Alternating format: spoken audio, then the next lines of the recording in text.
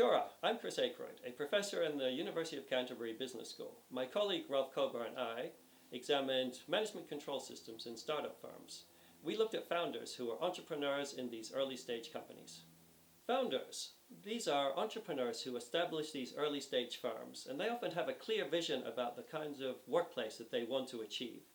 Their vision, known as a commitment blueprint, guides everything from hiring practices to management control. For instance, a founder who is committed to familial values and a passionate workplace will often prioritize culture, controls, and employee selection to align with these values.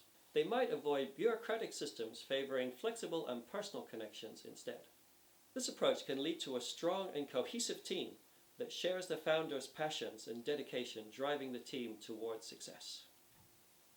To understand this phenomenon, we conducted a detailed case study of a manufacturing firm.